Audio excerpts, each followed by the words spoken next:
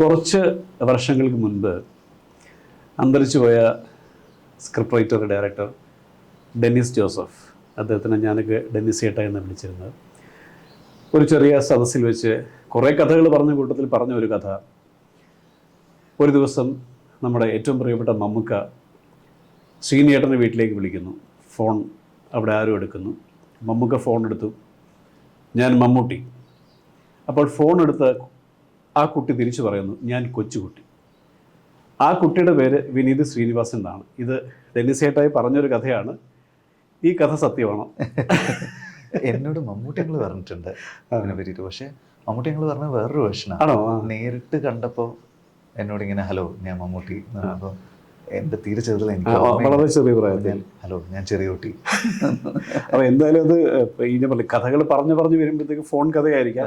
അപ്പോൾ യഥാർത്ഥത്തിൽ ആ കഥ നടന്നിട്ടുണ്ട്. ഇത് സുറുമി ചേച്ചിയുടെ കല്യാണം, അതായത് മമ്മൂട്ടിയങ്ങളുടെ മൂത്ത മോളുടെ കല്യാണത്തിൻ്റെ സമയത്ത് ഞാൻ ആ സമയത്തൊക്കെ അവരുടെ വീട്ടിലുണ്ടായിരുന്നു.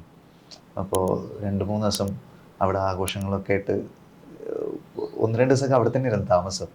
അപ്പോൾ ഒരു ദിവസം രാത്രി മമ്മൂട്ടിയങ്ങൾ എന്നോട് പറഞ്ഞു, നീ എന്നോട് എന്ത് അഹങ്കാരം പറഞ്ഞിട്ട് അറിയുന്നു.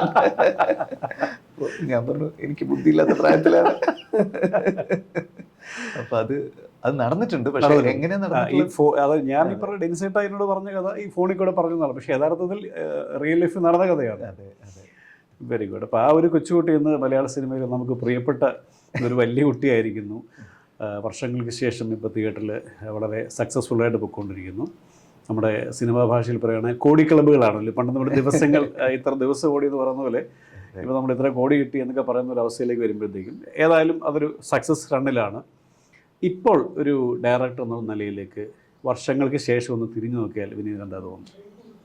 എനിക്ക് അയ്യോ അങ്ങനെ തിരിഞ്ഞു നോക്കാനുള്ള സമയമായിരുന്നൊന്നും നമുക്ക് ഈ വർഷങ്ങൾക്ക് ശേഷം സിനിമയെ പറ്റി മാത്രം തിരിഞ്ഞു നോക്കാം.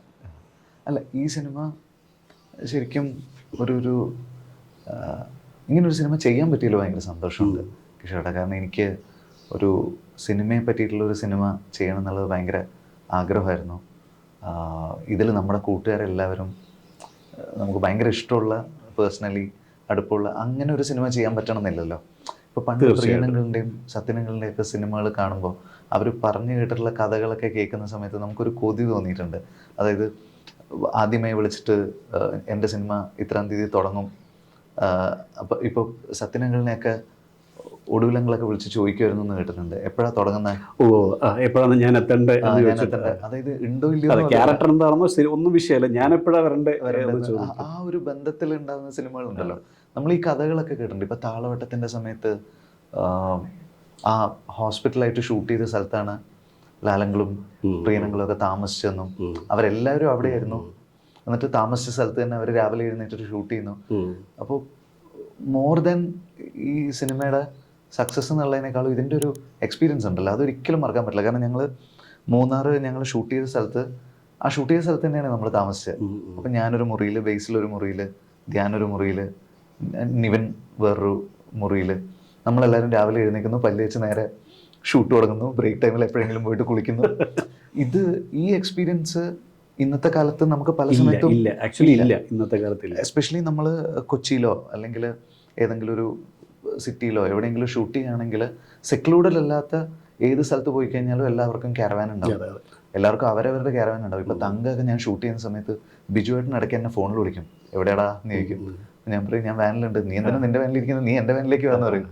കാരണം എല്ലാവർക്കും ആ കമ്പനി ആവശ്യമുണ്ടല്ലോ. അപ്പോൾ അരവിന്ദൻ്റെ അതിഥികളുള്ള സമയത്ത് നമ്മൾ ഇതുപോലെ കോടമ്പാക്കത്തായിരുന്നു.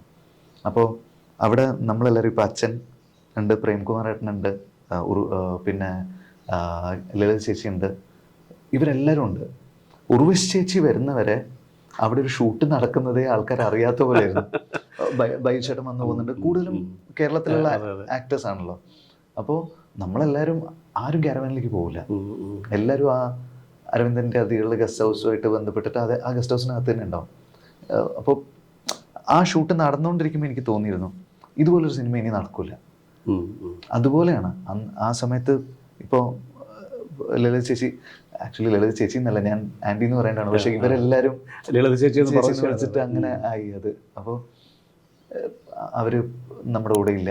അപ്പോൾ ആ പടം നടന്നുകൊണ്ടിരിക്കുമ്പോൾ തോന്നിയിരുന്നു ഇനി ഇങ്ങനൊരു സിനിമ ഉണ്ടാവില്ല എന്ന്. അപ്പോൾ വർഷങ്ങൾക്ക് ശേഷം ഷൂട്ട് നടക്കുമ്പോൾ എനിക്ക് ആ ഫീലിംഗ് ഉണ്ടായിരുന്നു, അത് ഇനി ഇതുപോലൊരു സിനിമ എപ്പോൾ സംഭവിക്കും എന്നുള്ളത്. അപ്പം ഞാൻ ഭയങ്കരമായിട്ട് എൻ്റെ ലൈഫിൽ ചെറിഷ് ചെയ്യുന്ന ഒരു എക്സ്പീരിയൻസ് ആയിരിക്കും അതിൻ്റെ, മോർ ദൻ സക്സസ്. അതിൻ്റെ ഒരു ഹോൾ എക്സ്പീരിയൻസ് ഉണ്ടല്ലോ, നമ്മൾ ഷൂട്ട് ചെയ്തതും എല്ലാവരും ഒന്നിച്ച് വന്നതും, വന്ന എല്ലാവർക്കും തിയേറ്ററിൽ കൈയടിയും കിട്ടി. എസ്പെഷ്യലി നിവിൻ്റെ കേസിലൊക്കെ അതൊരു ഭയങ്കര ഒരു സന്തോഷമുണ്ട്. അല്ല, അത് ഈ പറഞ്ഞില്ലേ, നമ്മൾ ഈ പറഞ്ഞ പോലെ കൾച്ചർ മാറിപ്പോയി. നമ്മളിപ്പോൾ എല്ലാവരും ഷൂട്ട് കഴിയുമ്പോൾ ക്യാരവലിൽ ഇപ്പോൾ ഈ ബിജുവേട്ടൻ്റെ കേസ്, ഇപ്പം ഞാനിപ്പോൾ ബിജുവേട്ടൻ്റെ പടം ചെയ്തു, ഇപ്പം ഞാനവിടെ വന്ന് റെഡി ആയിരിക്കുന്നു. ബിജുവേട്ടൻ വിളിക്കൂലേ ഫാനിലേക്ക്? ഇതേ കഥ. അപ്പം ഞാനവിടെ ഇരുന്നു, അപ്പോൾ ബിജുവേട്ടൻ അവിടെ ഉണ്ടോയെന്നില്ല അറിയത്തില്ല. അപ്പം ഞാൻ മേക്കപ്പ് ഇട്ട് ഇരിക്കുന്നു. അപ്പം മുറിയം വന്നിട്ട് പറഞ്ഞു, ചേട്ടാ ബിജുവേട്ടൻ വിളിക്കുക. അപ്പോൾ ബിജുവേട്ടൻ പറഞ്ഞ ക്യാരവലിരിക്കുക, എടാ നീ വന്നെന്ന് അറിഞ്ഞു എന്ന് പറഞ്ഞ് ഈ പറഞ്ഞ പോലെ ഞാനവിടെ പോയിരിക്കുന്നു, വർത്തമാനം പറയുന്നു. അങ്ങനെ ഒരു രീതിയിലേക്ക് മാറിയ സ്ഥലത്ത് നമ്മൾ പണ്ട് കേട്ടിട്ടുണ്ട് ഇതുപോലെ. അപ്പം അങ്ങനത്തെ ഒരു ഈ സിനിമ കാണുമ്പോഴും നമുക്ക് എൻ്റെ വൈബ് ഫീൽ ചെയ്യുന്നുണ്ട്.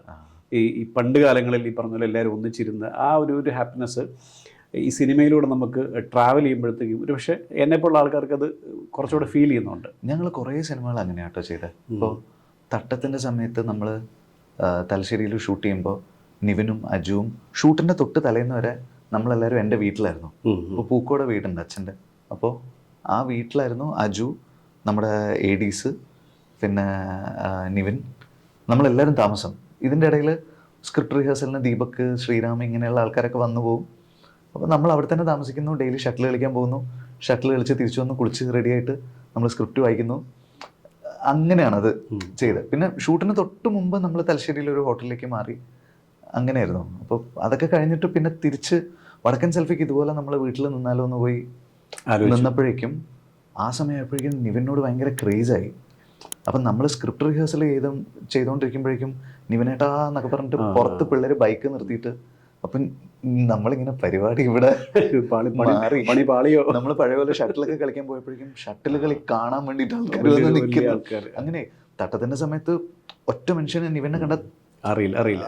താടിയും കൂടെ എടുത്തുകൊണ്ട് മനസ്സിലാവില്ല, അത്രയും പ്രൈവസി ഉണ്ടായിരുന്നു. അപ്പം നാട്ടിൽ പോയി നിൽക്കുന്ന സമയത്ത് അവരങ്ങോട്ടും ഇങ്ങോട്ടും ഇങ്ങനെ നമ്മുടെ നാട്ടിലെ ആൾക്കാരിങ്ങനെ സംസാരിക്കുന്നതൊക്കെ നിവിൻ ഒബ്സർവ് ചെയ്യുക. അപ്പോൾ ഈ എന്തല്ല എന്നൊക്കെ ഉള്ളത് അപ്പോൾ പിടിച്ചതാണ്. അപ്പോൾ സെൽഫിയുടെ സമയമായപ്പോഴേക്കും ബാംഗ്ലൂർ ഡേയ്സ് ഇറങ്ങി, നിവിന് പുറത്തിറങ്ങാൻ പറ്റാത്ത അവസ്ഥയായി. അപ്പോൾ അത് ഒരു അങ്ങനെയൊക്കെ സിനിമ ചെയ്യാൻ പറ്റുന്ന ഒരു ഭാഗ്യമാണ്. തീർച്ചയായിട്ടും അതൊരു വലിയ, അത് ഞാൻ പറയാം, നമുക്ക് സിനിമയിലും ഒരു പക്ഷേ നമുക്കത് ഫീൽ ചെയ്യുന്നുണ്ട്. അതുകൊണ്ടാണ് വിനീതിൻ്റെ സിനിമകളിൽ കൂടുതലും ഈ പറഞ്ഞ ഒരു കംഫർട്ട് സോണിലുള്ള ആൾക്കാരൊക്കെ ആയിട്ട് എപ്പോഴും എല്ലാ സിനിമകൾ കാണുമ്പോഴത്തേക്കും വിനീതിൻ്റെ ഒരു കംഫർട്ട് സോണിലുള്ള ആളുകളാണ് അതിൻ്റെ ടോട്ടാലിറ്റി നമുക്ക് തോന്നുന്നത്. അത് ഈ ഒരു സ്പേസിൻ്റെ ഒരു ഫ്രീഡത്തിൻ്റെ സ്പേസ് കൊണ്ടാണോ അതിലേക്ക് പോകുന്നത്, അതോ അത് യാദൃശ്യമായിട്ടൊക്കെ സംഭവിക്കുന്നതാണ്? അത് കുറേയൊക്കെ ഇങ്ങനെ ഉണ്ടായി വരുന്നതുകൊണ്ട് ഇപ്പോൾ ഈ സിനിമയിൽ തന്നെ നമ്മൾ ചില റോൾസിനെ കാസ്റ്റ് ചെയ്യാൻ വേണ്ടിയിട്ട് കുറച്ച് പുതിയ ആളുകളെ, എന്ന് വെച്ച് കഴിഞ്ഞാൽ ഞാൻ വർക്ക് ചെയ്തിട്ടില്ലാത്ത സിനിമയിലുള്ള മറ്റ് ആൾക്കാരെ ഞാൻ കോണ്ടാക്ട് ചെയ്തിട്ടുണ്ടായിരുന്നു. പക്ഷെ അങ്ങനെ ചില ആൾക്കാരെ നമുക്ക് കിട്ടിയില്ല. കിട്ടാതിരുന്നപ്പോൾ അപ്പോൾ പിന്നെ നമ്മൾ വീണ്ടും നമ്മുടെ ആൾക്കാർ അവർക്കും കൂടെ ഫിറ്റ് ആവുന്ന രീതിയിലുള്ള ഒരു ക്യാരക്ടറായിരുന്നു. അപ്പോൾ അങ്ങനെയൊക്കെ മാറിയിട്ടുണ്ട്. എന്നാലും നമുക്ക് അടുപ്പമുള്ള ആൾക്കാർ വരുമ്പോൾ ഇപ്പോൾ പിന്നെ പണ്ടത്തെ പോലെ അല്ലല്ലോ, ഈ കാസ്റ്റ് റിപ്പീറ്റ് ചെയ്യുമ്പോഴും ഒക്കെ ആൾക്കാരിങ്ങനെ ഒരു ഘട്ടം കഴിഞ്ഞ് കഴിഞ്ഞാൽ ആൾക്കാർ പരാതി പറയും, ഇവരെപ്പോഴും കാസ്റ്റിംഗ് റിപ്പീറ്റ് ചെയ്തുകൊണ്ടിരിക്കും. അപ്പം ഇനി അടുത്ത സിനിമയിൽ എനിക്കിത് ചെയ്യാൻ പറ്റില്ല. എനിക്ക് കംപ്ലീറ്റ്ലി വേറൊരു ഞാൻ വർക്ക് ചെയ്തിട്ടില്ലാത്തൊരു ടോട്ടൽ ഒരു ഫ്രഷ് ആയിട്ടുള്ള വർക്ക് ചെയ്യണ്ടല്ലേ, അല്ലെങ്കിൽ ഇതെപ്പോഴും സെയിം പരിപാടിയാണെന്ന് പറയാം ആൾക്കാർ. മാത്രമല്ല ഇതിനകത്ത് എന്താ ഇപ്പോൾ ഇപ്പം നമ്മൾ ഓരോ ആക്ടേഴ്സും ഓരോ സ്റ്റേച്ചേഴ്സും ഓരോ പ്രൊഫൈലുള്ളൂ. പക്ഷേ അവരുടെ ഒരു സ്റ്റേച്ചറോ പ്രൊഫൈലോ വിട്ടിട്ടാണ് സിനിമയിൽ ഈ ക്യാരക്ടറിൻ്റെ വലിപ്പം നോക്കുക. ഇപ്പോൾ ആസിഫ് ഒക്കെ ആണെങ്കിൽ എനിക്കൊന്ന് വളരെ ചെറിയ അതിൽ വന്ന് പോകുന്നേ ഉള്ളൂ. ഇപ്പം നോർമൽ കേസിൽ നമ്മളങ്ങനെ സംഭവിക്കില്ല. വേറൊരാളാണെന്നുണ്ടെങ്കിൽ ഞാനില്ല എന്നേ പറയത്തുള്ളൂ. അപ്പം അങ്ങനെയുള്ളൊരു സുഖം കൂടെ ഈ നമ്മുടെ നമ്മുടെ അത്രയും നമ്മളെ വിശ്വസിക്കുന്ന സ്നേഹിക്കുന്ന ആൾക്കാരെ നമുക്ക് ആ ഒരു സ്വാതന്ത്ര്യമുണ്ട്. ആസിയുടെ ശരിക്കും പറഞ്ഞു കഴിഞ്ഞാൽ ഇത്രയും ദിവസം എനിക്ക് എവിടെയും ആസി പടത്തിലുണ്ട് എന്നുള്ളത് എനിക്ക് പറയാൻ പറ്റൂല. ഇല്ല, ഞാൻ ഈ സിനിമ കാണുമ്പോഴാണ് ഈ ആസിഫ് ഈ പടത്തിലുണ്ടല്ലോ. അപ്പം ഞാനൊരു സ്ഥലത്തും ആസിഫ് ഈ സിനിമയിൽ ഉള്ളതായിട്ട് എനിക്കറിയില്ല. അല്ല, ആസിയുടെ അടുത്ത് ഞാനിങ്ങനെ വിളിച്ചിട്ട് ആസി ഇങ്ങനെ ഒരു സംഭവം ഉണ്ട് എന്ന് പറഞ്ഞപ്പോഴേക്കും വിനീത ഞാൻ ഉണ്ടാവും എന്ന് പറഞ്ഞു. അപ്പം അങ്ങനെ എന്താ ക്യാരക്ടർ എന്നൊക്കെ പിന്നെയാണ് ചോദിക്കുന്നത്. അത് കഴിഞ്ഞിട്ട് ആണ് ആസിക്ക് മറ്റേ കാലിന് ആക്സിഡൻറ്റ് പറ്റുന്നത്. അപ്പം ആസി വയ്യാണ്ട് കിടക്കായിരുന്നു. അപ്പോൾ ഷൂട്ടിൻ്റെ തലേൻ്റെ തലേന്ന് നമ്മുടെ അടുത്ത് ADs ഒക്കെ ചോദിക്കുന്നുണ്ട്, ആസിക്ക് വയ്യാണ്ട് കിടക്കുകയാണ്, അപ്പോൾ ആസിക്ക് ചെയ്യാൻ പറ്റുമോ, നമ്മൾ വേറെ ഓപ്ഷൻ നോക്കണോ? അപ്പം ഞാനും വിശാഖും പറഞ്ഞു ആസി വരും, ആസിനെ നമ്മൾ ചെന്ന് കാണുന്നുണ്ട്. അപ്പം ഞങ്ങൾ എനിക്കൊന്ന് 3 ഷൂട്ട് കഴിഞ്ഞിട്ട് ഷിഫ്റ്റ് ചെയ്ത് എറണാകുളത്തേക്ക് വരിക. എറണാകുളത്തേക്ക് വന്നിട്ട് ഞാനും വിശാഖും കൂടെ രാവിലെ ആസിയുടെ വീട്ടിലേക്ക് പോകുമ്പോൾ ആസി ഞങ്ങളെ കണ്ട ഉടനെ ആസിക്ക് കാലനക്കാൻ വയ്യ, ആസി ബെഡിലാണ്. അപ്പോൾ ഞങ്ങളുടെ അടുത്ത് ചോദിച്ചു ഒരാഴ്ച തള്ളാൻ പറ്റുമോ എന്ന് ചോദിച്ചു. അപ്പോൾ നമുക്കത് ചെയ്യാൻ പറ്റില്ല. നമ്മൾ പറഞ്ഞു ആസി ഒന്നും പേടിക്കണ്ട, ആസി ഇരിക്കുന്നിടത്ത് വെച്ചിട്ട് നമ്മളത് ഷൂട്ട് ചെയ്തോളാം, ഒരു മനുഷ്യനെ അറിയാൻ പോകുന്നില്ല, അപ്പോൾ ജസ്റ്റ് വന്നാൽ മാത്രം മതി എന്ന് പറഞ്ഞപ്പോഴേക്കും നമ്മൾ പറഞ്ഞു വേറൊന്നും കൊണ്ടല്ല, ഈ ഒരു മൂഡിൽ ആസി ഇങ്ങനെ തനിച്ചിരിക്കേണ്ട ഒരാളല്ല, നമ്മളെല്ലാവരും ഉണ്ട്, ആസി വാന്ന് പറഞ്ഞു.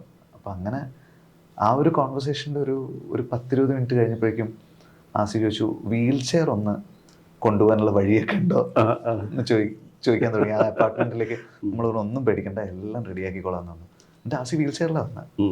വീൽ ചെയറിൽ വന്ന് ആസീനെ ഇത് ലുക്ക് ടെസ്റ്റ് ഒക്കെ ഇത് ലുക്കിൻ്റെ പരിപാടിയൊക്കെ ഫിക്സ് ചെയ്ത് നേരെ ഇരുത്തി പടത്തിൽ ആസ്വദിക്കുകയാണ്. അപ്പോൾ എനിക്ക് അന്നേരം ഈ ഇരിപ്പ് കണ്ടപ്പോൾ എനിക്ക് തോന്നിയത്, പക്ഷേ നമ്മൾ അതുപോലെ ഒരാൾ വന്നിട്ട് നമ്മൾ അതിൽ നമ്മുടെ കൂടെ സഹകരിക്കുക എന്ന് പറയുന്നതാണ് നമുക്ക് ഏറ്റവും സന്തോഷമുള്ളൊരു കാര്യം.